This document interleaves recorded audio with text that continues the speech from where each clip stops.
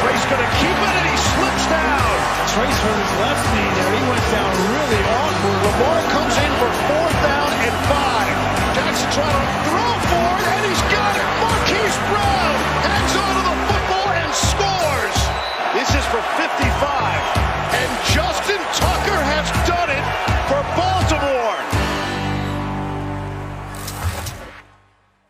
What's going on, everybody? Welcome into First Take. So if you're just joining us, in week 1, these two teams played, and the Ravens stomped them 38-6. And then last night was a nail-biter, one of the best games of the year for sure. So, Stephen A., tell me this. Who do you think made the bigger statement last night? Was it actually Lamar Jackson with the late-game heroics, or was it Baker Mayfield hanging in till the very end? I think it was Baker Mayfield. And the reason I think it's Baker Mayfield, because to me, when you look at Lamar Jackson, it was more of the same. I mean, we've seen Lamar Jackson's heroics before. No matter what the situation is in those circumstances, we may have saw it a little bit differently because of the 44-yard hookup with Hollywood Brown, as opposed to him running the football on that last possession. But the bottom line is Lamar Jackson, in terms of his heroics, because of those wheels on him, we've seen a lot of that. We were looking for something like this from Baker Mayfield since he entered the National Football League. And we finally saw it last night. I think you can make a legitimate argument last night that even though he completed just 59% of his passes, that was the best game we've seen Baker Mayfield play in his NFL career. He was that sensational last night, coming back, and particularly in that fourth quarter, scrambling out of the pocket and throwing some of the passes that he threw and taking some of the chances that he took. He showed a lot of guts, a lot of moxie, and a lot of ability similar to what we're accustomed to seeing, what we were accustomed to seeing from him on a collegiate level. It's not that Lamar Jackson wasn't sensational. I'm just saying what we saw from Lamar Jackson is what we've seen before. We didn't see that from Baker Mayfield until last night.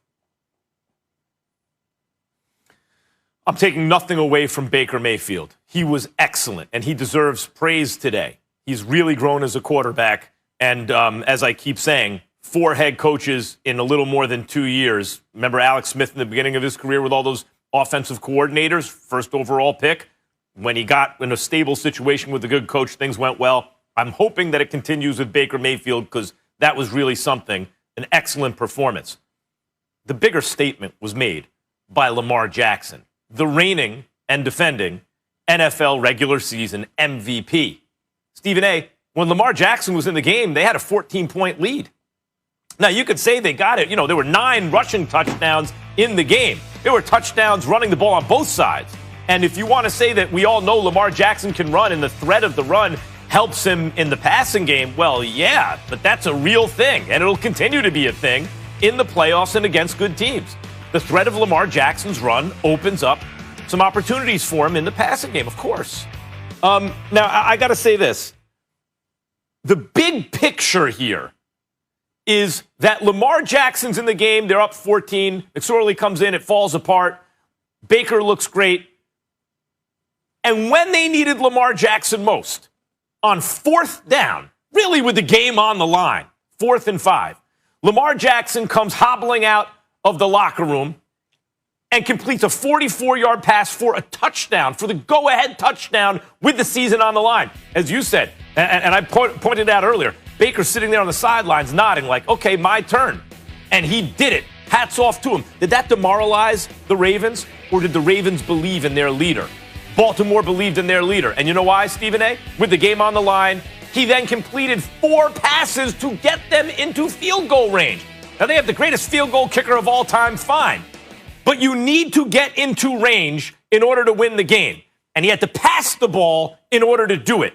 And that's exactly what he did. The stakes weren't as high as Willis Reed with the Knicks in 1969-70 with the championship on the line against the Lakers, and he comes hobbling out and hits a jump shot. The stakes weren't that, but this was a big game. Monday Night Football, Ravens desperately trying to make the playoffs, Browns trying to make the statement and overcome Big Brother in the division, one of the two, and Lamar Jackson comes with the game on the line, compromised, and altogether 5 passes to win the game, he made the bigger statement, the reigning MVP.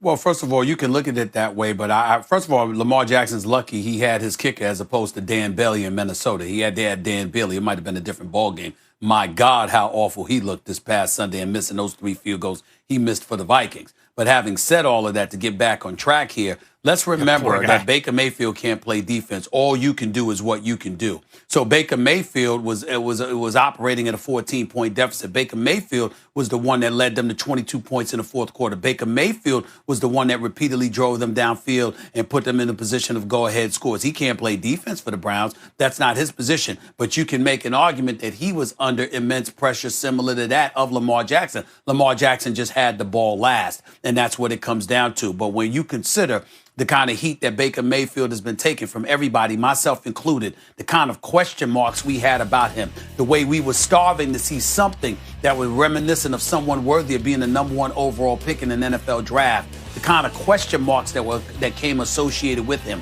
For him to go out there on Monday Night Football on that stage with the recent history of the Cleveland Browns being what it is and to perform the way that he did, I got to stand down and give him credit where credit is due.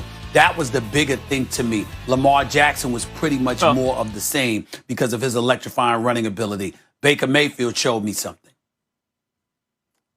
There were two big questions, one for each quarterback, right? Heading into the game, and there have been questions about them. Can Baker Mayfield ever be a good quarterback? Not just a solid NFL starter, which I think we agree that looks like what his upside is. He'll be a solid starter. Can he be a real franchise winning quarterback?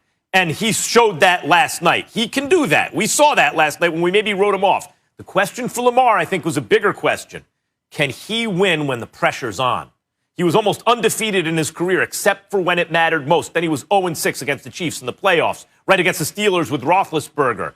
And last night, with the light shining bright and really the season on the line for them, Lamar Jackson stepped up and did it. And to me, the MVP showing he can be big when it matters most is the story out of that game. All right, we'll leave it there. Baker with an 82 QBR, and he'll be in primetime again on Sunday facing our Giants, Max, at 8:20 p.m. Eastern. Can't wait for that. When we come back here, let's talk some NBA, fellas, because the NBA season, it's here. James Harden, yeah, he wants out. But now he's back with the Rockets. Find out why Houston needs to trade the beard ASAP. Max? More First Take on the way. Kyrie. Oh, did you see it? Did you see it? Did you see that show that Lamar Jackson put on? I know I did. But guess what? Baker Mayfield showed up too, making progressives everywhere.